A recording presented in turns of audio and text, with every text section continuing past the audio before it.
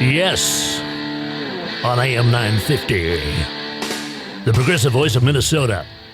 This just in. Here's a bulletin. This just in. The Senate finally confirmed President Biden's 2 picks for the Postal Service Board of Governors.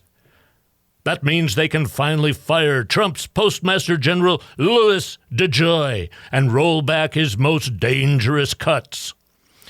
News we've been waiting for a long time. Everyone complaining that Biden still hasn't fired Louis DeJoy. Well, Biden can't fire Louis DeJoy, but his 2 picks for the Postal Service Board of Governors can, and they were waiting for the Senate to confirm them. He picked them, a couple months ago, but of course the Senate, the Republicans are trying to slow things down as much as possible. So now we can get rid of Louis DeJoy. We can undeploy DeJoy. No, I'm sorry. I apologize for that. Right away, I apologize for that. We have on the line Caitlin Cahill, the candidate for the DFL candidate running for the Minnesota State House in District 37A, just to the north of me. Hey, Caitlin, how are you doing? Hey, Todd. I'm doing well. How about you? Good. I'm so glad you called. I wanted to talk to you about this Johnny Depp thing that's going on in court, and I know you know a lot about that. Something with his wife or something. So that's what I wanted to talk to you about. No, I'm just kidding. We're not going to talk important stuff, huh? Yeah. No, I wanted to talk to you. Well, we're calling you the DFLer of the day. You are running for the state house in 37A. You ran for the same seat that I ran for 10 years ago. You ran for it in 2020. And now after the lines have been drawn, you and I are split into 2 different districts. But I am still supporting you in every way I can. My daughter's door knocking with you this coming Saturday, and probably will a lot this summer. And I know you're trying to talk me into it. I've taken a vow that I'm not going to door knock again because I got OD'd on it. But you would be the person to be able to talk me into it. So I predict you're gonna succeed at that at some point during the summer. But tell us how the campaign's going. Are you feeling like you're staying on track? I know you were door knocking this afternoon, is why you can't be here live and in person. So give us an update. Well, I think with the new lines, it's going really well. We got a whole new half of the district, so I'm just getting at the doors and trying to meet this new corner of Maple Grove right now. Great, yes. The district that you had before, you lost some good ground. You lost Wayzata, that you won in 2020, I believe. Yep. And you lost Long Lake, which I believe you won in 2020. And so those are some really good spots that you lost. And then you were also making good ground in other parts on the south side. And you retained the really red parts. That's really hard to door knock because the houses are 5 miles apart from each other. But you gained some really good door knocking areas, and you kept some of the new neighborhoods, right? Yeah, so we kept all the Medina and Corcoran, so kind of that new suburban areas there, but definitely a lot of the red areas. I think, they took all my nice blue and gave them to 45A, so you guys are lucky down there, I think. Yeah, I know. We're all sad, too, because we love you so much. But we do have a great candidate down in 45 in Lauren Bresnahan. But why is it that those neighborhoods are good for you in the Corcoran and the ones you just mentioned? Well, I think partly just strategy-wise, they're easy to door knock. We know that those face-to-face conversations are what we need to flip kind of these purple-red districts. And, being able to meet a lot of people in a short period of time is just helpful, no matter who's campaigning. Right. I noticed that some of those new neighborhoods, and, this was 10 years ago, and there's so many more of them that have been being built in the last 10 years because that's an area where farmers sell off their land to developers, and the developers build a whole new neighborhood. And my experience door knocking back 10 years ago was that a lot of those are new families who want their kids to go to the good schools like Wayzata School or the good schools in that area. Have you been finding that as well? Oh, absolutely. education comes up as the number one concern of a lot of families that I'm talking to. So it's definitely a reason they're moving out here. What do they tell you about then the choice between a Republican or a Democrat when education is their top of the list issue? Well, fortunately, it's not a partisan issue. They really see it as what's good for the community, regardless of what party they are. And and I agree. We all want our kids to go to good schools, and good public schools are one of our best ways to provide everyone with a quality education. And families agree on the entire spectrum. Yeah. I also had, I don't want to make this about me, but I remember talking to a woman who homeschooled her children, and she said she disagreed with the Democratic Party on almost everything because she was super conservative, but she said she liked, with me, both that I was a small business owner, but she said, I want the best public schools possible, and Republicans are against public schools, so I'm going to vote for you even though I'm completely conservative and disagree with you on a lot of things. So that's what I found. Do you have people even? Do you have the experience that somebody who may be kind of leaning red will pick you because of education? Not only education, I think a lot of different issues like public safety, for example. As a city council member, a lot of people are bringing up public safety as a concern, Mm-hmm. and there's kind of this narrative we had in 2020 that, all the Democrats are going to, defund the police. But by being, talking with these people, they come to realize that, I'm a city council member. I have had to fund a police department for 6 years as a city council member. And I recognize that, police are an important part of law enforcement. And so my take is fund and reform. And so, people on both sides of the spectrum respect that a lot because they see the need for police, but also the reform. So I think all issues, education, public safety, they're not partisan as we think they are. Right. Yeah. And I think you're so good at messaging in those kind of ways. I remember you saying something.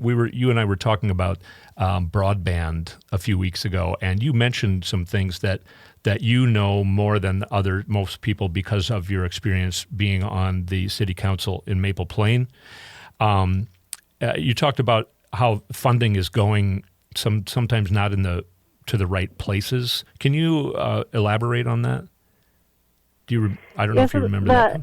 Yeah, absolutely. Yeah. No, I actually learned this from our deed department at the state level, and that one of the biggest barriers to funding right now is that whether or not an area is covered is self-reported by the internet service providers themselves.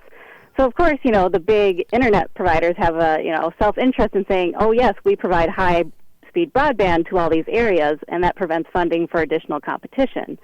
So one thing that we can do, legislation can change it, but in the meantime, people who run speed tests through the DEED website can actually show that, the internet service providers aren't providing, the minimum level of broadband, and they can qualify their city for that funding.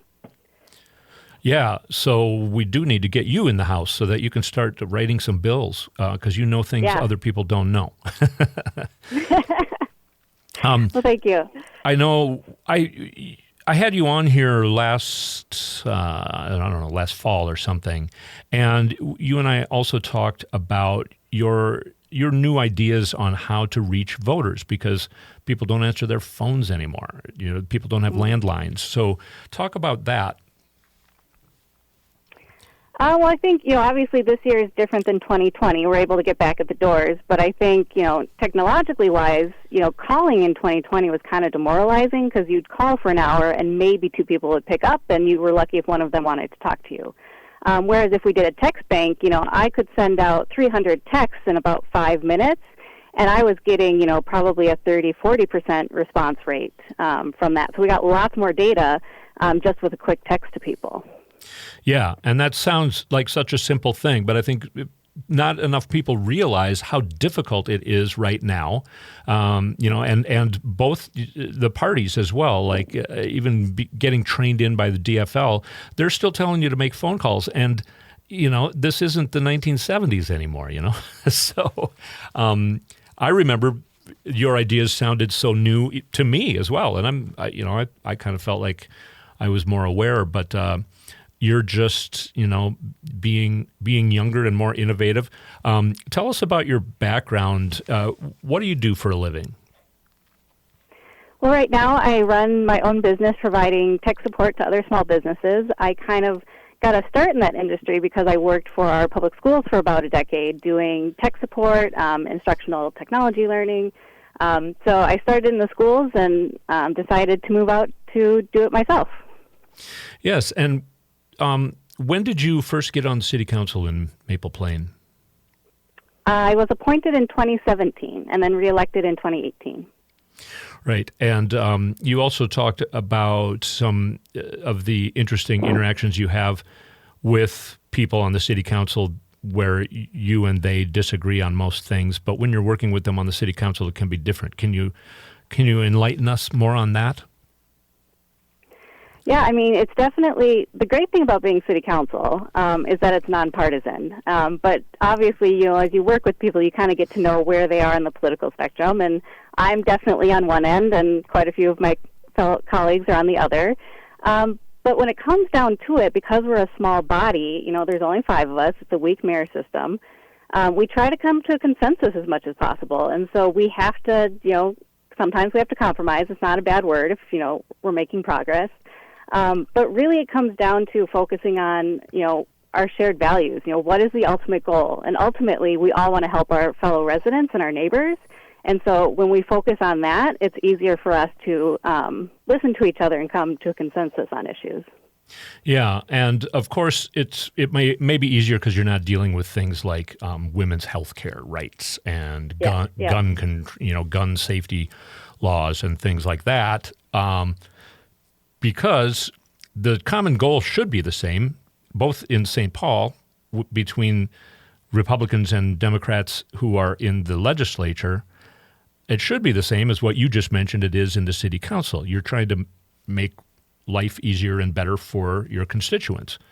So it's more, it can be more difficult to find places to compromise. I know sometimes DFLers get criticized for going along with Republicans or even using the term reach across the aisle anymore.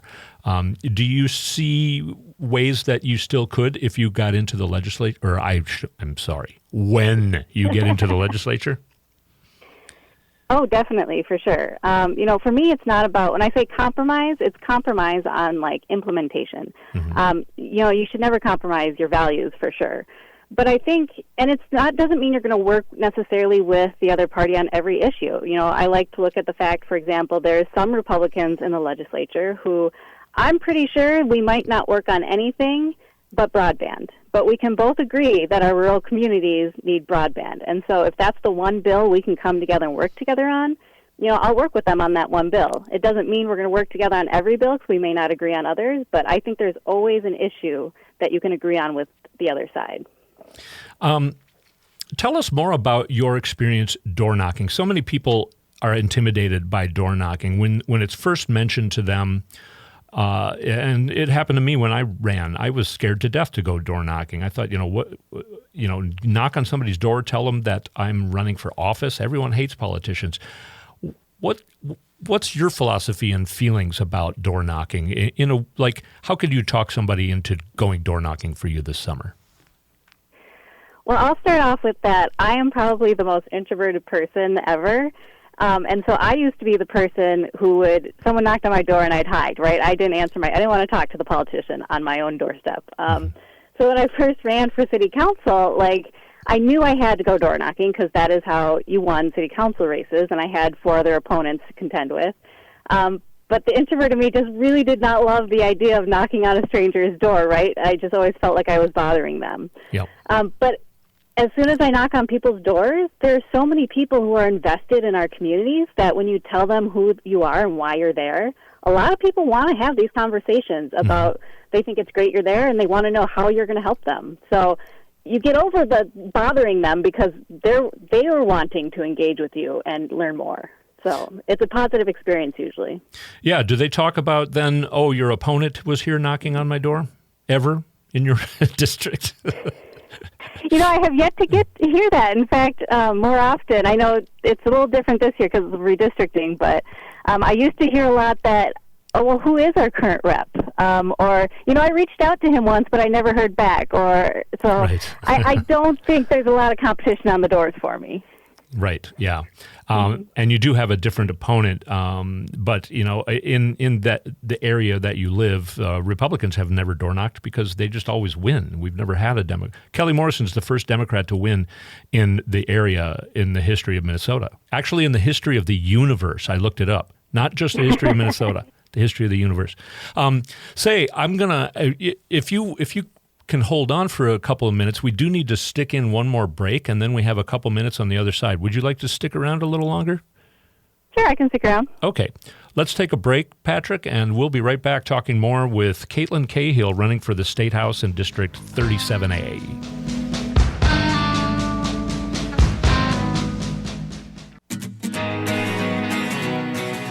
AM 950, the progressive voice of Minnesota. I'm Todd Mickelson sitting in for Matt McNeil today, and we have on the line the DFL candidate for the Minnesota State House in District 37A, Caitlin Cahill. Caitlin, what are some of the towns in your district?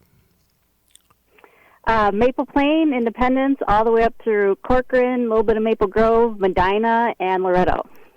Yes, and the Maple Grove part is more blue than you're used to and more dense, so you can door knock easier. So I really think you're gonna do quite well. What would you like to talk about, including, for instance, is your opponent, you have just one opponent? Are they going to go to a primary? What do you know about the other side? So due to redistricting, there's currently two GOP incumbents, Kristen Robbins and Jerry Hertas, who are in my district. Kristen won the GOP endorsement, so we'll see these next 2 weeks whether Hertas decides to primary her, which would be great for me, but we'll see. Yeah, and Hertas I don't know, he's probably in Arizona right now, so he doesn't talk much. Is he still, I don't know when we split. I guess he's still our representative. But yeah, it's hard to find out anything from him. So he hasn't made any kind of announcement. But yeah, it would be great if they fought it out for another month or 2 months. What else? What would you like to say on the radio as the candidate? Well, I think this is maybe a little bit biased, but as the candidate in a purple district, I think it's really important to remind people who are in historically blue districts. I hate to call them safe because we don't want to take anything for granted. Right. But your help, whether it's donating, whether it's getting out of the doors and helping, has so much more effect and more power in our swing districts. Just because if we can flip those to maintain the majority in the House and we can flip the Senate, that's going to be a lot more powerful than just picking yet another Democrat in your district. So, obviously pay attention, but I think if people in those historically blue districts could help us out here, that would be great. And how can they help you out? Where should they go to find out, talk to you, and maybe door knock? So my website is cahillforhouse.com. Cahill is Cahill, and it's FOR, not the number. So cahillforhouse.com, and that's my all my social media as well. So Twitter, Instagram, Facebook, however you want to reach me, I'm here to listen. And Caitlin does everything herself. She does her own. Do you even do your own photography, don't you? I have occasionally, but yeah. I also have some great photographer friends who help me out. Yeah, and you do your own graphics. You made up your own logo. You do your own website. It's old school. That's what we do out in 33. Yeah, exactly. It's very grassroots out here. Yes, and I've got nothing but compliments for Caitlin. I've worked very closely with her for 2.5 years now, and I'm so impressed with what you do and how good your campaign is, even though you're very small. So please do support Caitlin Cahill. Give us your information again, Caitlin. Cahillforhouse.com. Great. All right. Thank you very much. Caitlin Cahill running for the Minnesota State House in District 37A. We'll probably see you soon in real life, Caitlin. And we'll be back for the second hour here on AM 950, the progressive voice of Minnesota.